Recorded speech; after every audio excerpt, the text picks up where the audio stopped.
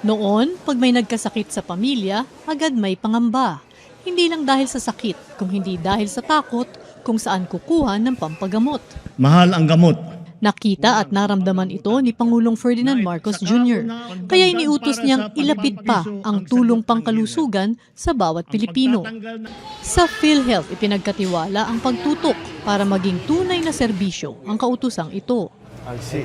Kaya nagtungo ang Pangulo sa General Santos City para masigurong umaabot sa mga tao ang mga programa. Mr. President, pwede payakap. Tulad ng Yakap program para sa agaran at libreng check-up, screening, x-ray at lab tests.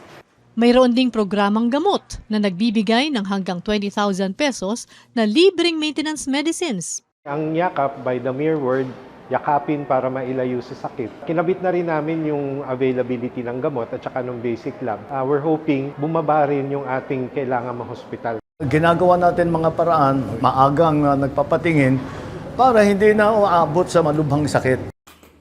May dagdag suporta sa dialysis para sa tuloy-tuloy na gamutan ng mga tulad ni Leo na 3 beses isang linggo ang dialysis. May tulong din sa cancer treatment ang mga tulad naman ni Maribeth para hindi maputol ang laban dahil lang sa gastos. Pinalawak din ang maternity coverage para sa normal delivery, cesarean, pati prenatal at postnatal care.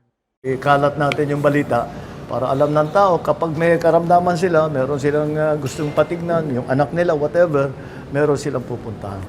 Sa buong bansa, tuloy-tuloy ang trabaho, isa-isang inaayos ang mga bagay na nagpapagaan sa buhay ng mga Pilipino. Ngayon may PhilHealth, may tulong.